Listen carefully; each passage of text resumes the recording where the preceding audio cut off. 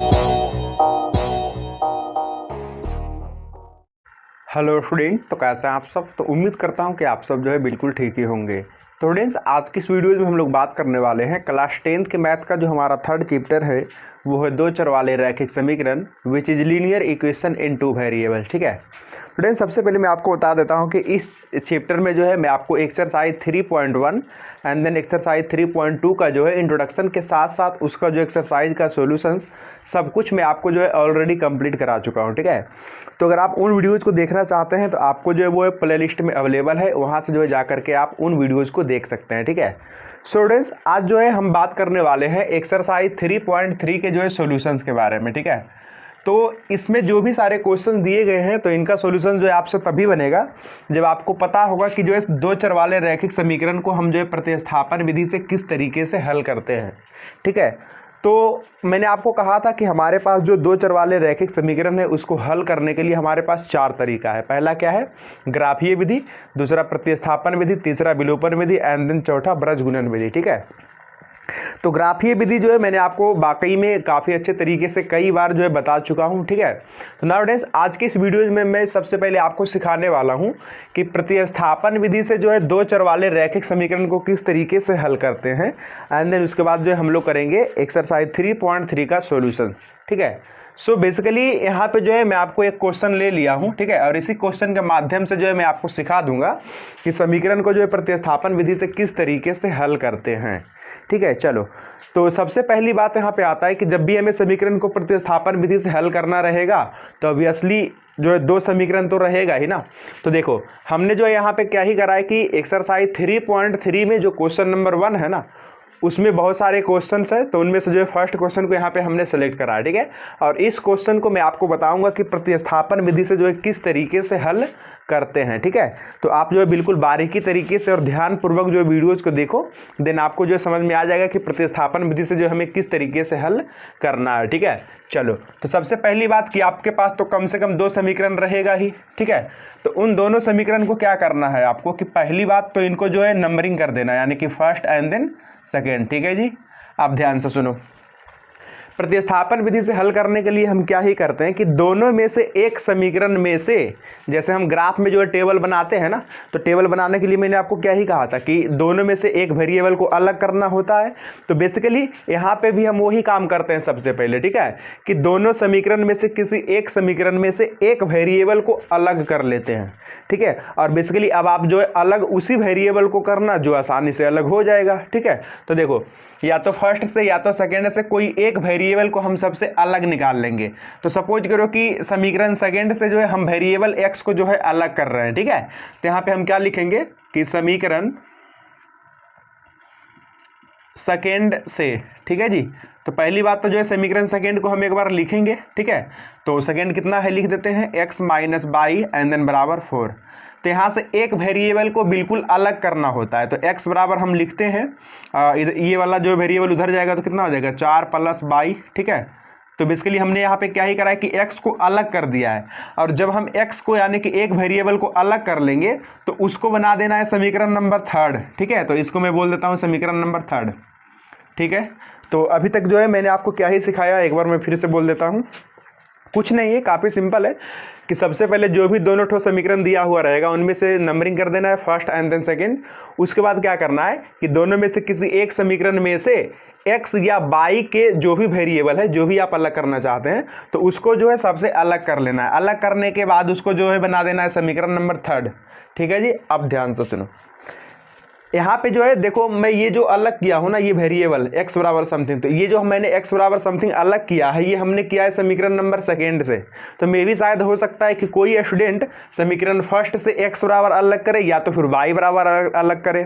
ठीक है, तो अब ध्यान से सुनो, यहाँ पे क्या चीज़ें जो है आपको याद रखनी है कि जिन समीकरण से आप जिस वेरिएबल को अलग कर रहे हो, तो हमने तो करा है सेकेंड से, तो सेकेंड में x बराबर समथिंग का वैल्यू नहीं रखना है, बल्कि x बराबर समथिंग का वैल्यू जो है वो फर्स्ट में रखना है। मतलब बेसिकली मैं क्या कहना चाह रहा हूँ कि जिससे आप निकालोगे जिस वेरिएबल बराबर समथिंग, तो उसी वेरिएबल में आपको नहीं डालना, इस चीज़ का आप ध्यान रखना। ठीक है, दूसरे जो है समीकरण में डालना होता है। चलो, तो बेसिकली यहाँ से जो है हमने निकाला x बराबर समथिंग, तो इसको जो है कौन सा समीकरण में डालेंगे, तो फर्स्ट में डाल देंगे। ठीक है, तो यहाँ से लिख देना कि x का मान समीकरण फर्स्ट में रखने पर, ठीक है जी। तो अब जो है बेसिकली आप समीकरण फर्स्ट को लिख दो, तो कितना है x प्लस बाई बराबर कितना 14, और x के जगह पे हम कितना रखेंगे 4 प्लस बाई, ठीक है। तो ये रहा हमारा x, इसके जगह पे रख देते हैं 4 प्लस बाई, ठीक है। चलो तो x के जगह पे 4 प्लस बाई एंड देन फिर से प्लस बाई और बराबर कितना 14, ठीक है। नाउ बाई बाई कितना हो जाएगा 2 बाई, और ये उधर जाएगा तो 14 में से 4 जाएगा तो 10, सो यानी कि y बराबर कितना होगा तो 10/2 यानी कि कितना 5, ठीक है। तो इस तरीके से सुनो, यहाँ पे हमने y बराबर वैल्यू निकाला है, ठीक है। तो इस तरीके से मे भी शायद हो सकता है कि किसी स्टूडेंट्स का अगर यहाँ से y बराबर निकाले होंगे समथिंग, तो उसका जो x ए वाला आंसर आएगा, ठीक है। तो कोई दिक्कत नहीं, मतलब कोई भी वेरिएबल तो आएगा ना, मतलब कोई भी वेरिएबल को आप जो यहाँ पे एग्जैक्टली निकाल सकते हो। एंड देन जो भी वैल्यू यहाँ पे आएगा, तो जैसे सपोज करो कि यहाँ पे हमने y बराबर निकाला है कितना 5, तो इसको अब क्या करना होता है कि थर्ड वाले समीकरण में डाल देना होता है, ठीक है। तो उसके बाद जो हो जाएगा आपका आंसर y बराबर निकल ही गया एंड देन x बराबर निकल जाएगा यहाँ से, ठीक है। तो यहाँ से जो हम एक स्टेप और लिखेंगे कि y का जो मान है, y का मान समीकरण थर्ड में रखने पर, ठीक है। तो बेसिकली आप जो है सबसे पहले समीकरण थर्ड को एक बार लिख दो, तो कितना है x बराबर 4 प्लस बाई, x बराबर 4 प्लस बाई, ठीक है जी। नाउ बाई के जगह पे कितना रखना है तो 5 रखना है, ठीक है। सो बेसिकली कितना हो जाएगा 4 + 5 विच इज 9, ठीक है। सो यहाँ से जो है डायरेक्टली हम लिख देंगे कि अतः इसका जो आंसर है ना x बराबर 9 है एंड देन y बराबर कितना है तो 5 है, ठीक है जी। तो ये हो गया हमारा प्रतिस्थापन विधि से समीकरण का जो है आंसर निकालना, ठीक है। अगर किसी स्टूडेंट को कोई दिक्कत है तो बोलो, कमेंट में लिखो, दिक्कत तो वैसे होना नहीं चाहिए। एक क्वेश्चन और करते हैं ताकि आपको जो सब कुछ क्लियरिटी से समझ में आ जाए, ठीक है। तो फिलहाल ये तो क्वेश्चन ठीक है ना, ठीक है। नाउ इसी एक्सरसाइज 3.3 में ये हमारा 1 का पहला क्वेश्चन है। नाउ करते हैं 1 का सेकेंड क्वेश्चन, ठीक है। तो उसको भी जो है बनाना है प्रतिस्थापन विधि से, तो इसको जो है मैं हटा देता हूँ सबसे पहले।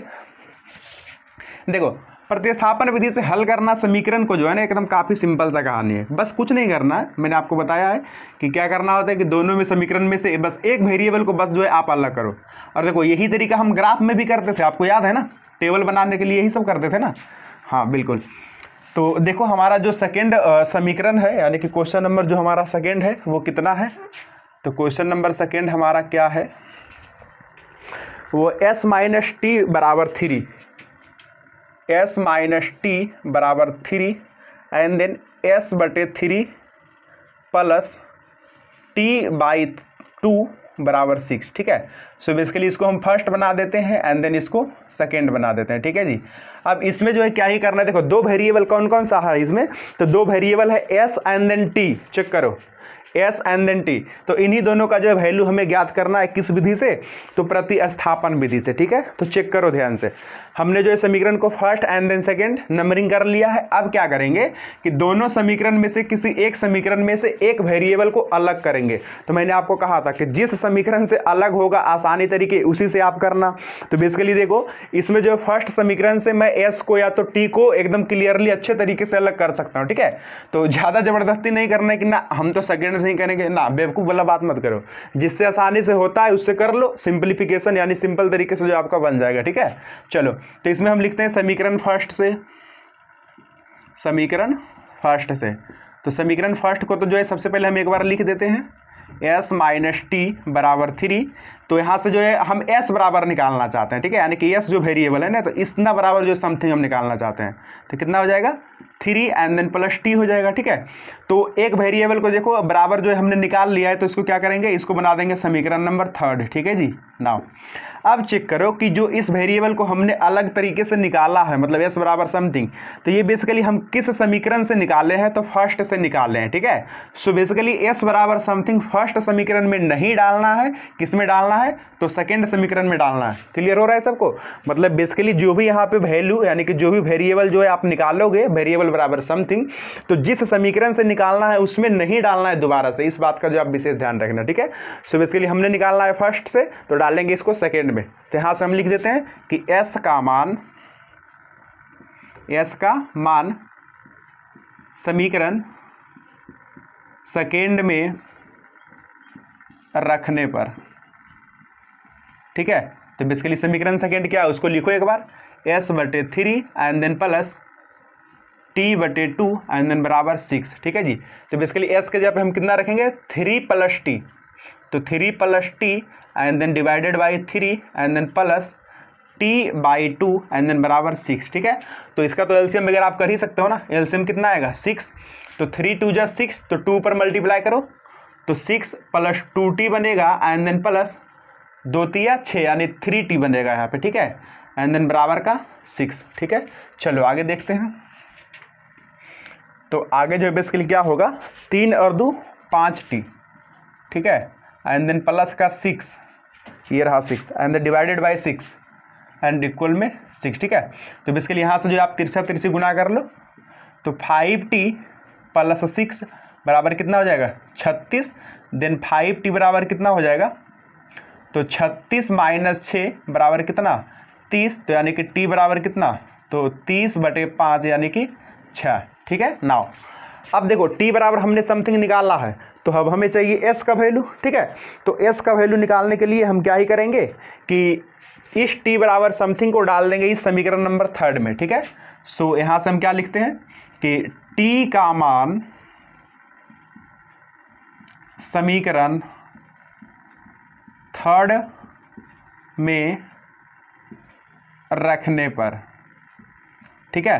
तो बेसिकली समीकरण 3 को आप सबसे पहले लिखो, तो s बराबर कितना 3 + t, देन कितना हो जाएगा 3 एंड देन t के जगह पे कितना, तो 6 which is 9। So finally s बराबर 9 एंड देन t बराबर कितना, तो 6, ठीक है जी। तो इस तरीके से हो गया हमारा ये क्वेश्चन नंबर सेकेंड का सॉल्यूशन। बोलो वैसे तो मुझे मेरे ख्याल से जो है किसी को दिक्कत नहीं होना चाहिए, तो क्या ये सबको क्लियर है, कमेंट में लिखो सबको क्लियर है ना। चलो आगे बढ़ते हैं। तो अब इसमें जो है हम बात करते हैं क्वेश्चन नंबर 3 का, ठीक है। तो क्वेश्चन नंबर 3 जो है ना बेसिकली वैसे भी ईजी है। 3 नंबर में क्या ही लिखा हुआ है, तो 3x एंड देन -y बराबर 3 एंड देन 9x -3y और बराबर 9, ठीक है। तो वैसे भी ये दोनों देखो, ये दोनों समीकरण जो है ना, तो इसी तरीके से आप बना लेना।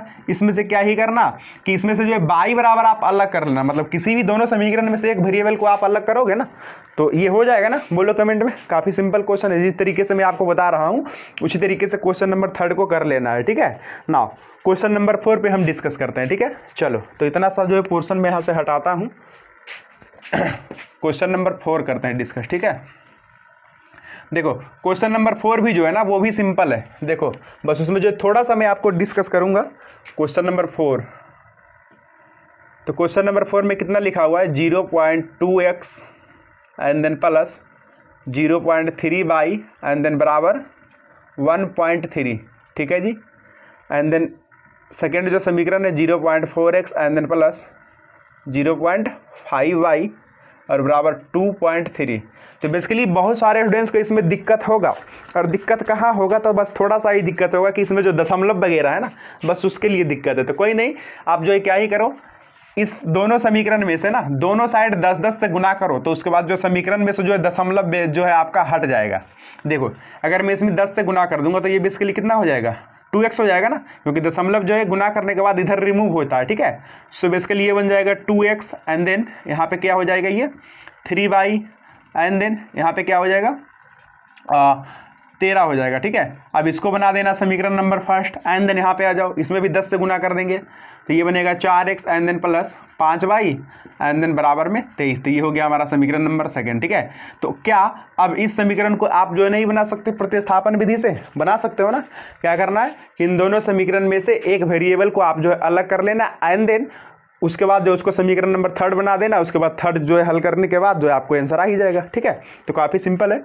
हाँ एक चीज़ ध्यान रखना कि जो 3 समीकरण आप बनाओगे ना तो वो जिस समीकरण से जो है निकाल करके बनाते हो उसमें नहीं डालना है, बस इस चीज़ का आप ध्यान रखना, ठीक है। चलो तो ये हो गया हमारा क्वेश्चन नंबर 1 के 4 का सोल्यूशन। नाउ तो ठीक है स्टूडेंट्स, रहने देते हैं बस इतना तक का ही सोल्यूशन। नाउ नेक्स्ट वीडियोज़ में जो है मैं आप लोगों को बताऊँगा क्वेश्चन नंबर 5, 6 है ना। एंड देन उसके बाद 2-3 ये सब जो जितने भी क्वेश्चंस है, तो इसके आगे का जो है सोल्यूशंस मैं आपको नेक्स्ट वीडियो में बताऊंगा, ठीक है। चलो ठीक है, तो आज के लिए बस इतना ही रखते हैं। तो उम्मीद करता हूँ कि आपको जो है ये वीडियोस पसंद आया होगा। अगर पसंद आया है तो प्लीज़ वीडियो को लाइक कर दीजिए। एंड देन अगर इस चैनल पर नए हैं तो प्लीज़ चैनल को सब्सक्राइब कर लीजिए, ठीक है। तो चलिए हम मिलते हैं आपको नेक्स्ट वीडियो में, तब तक के लिए thank you, bye bye, all the best.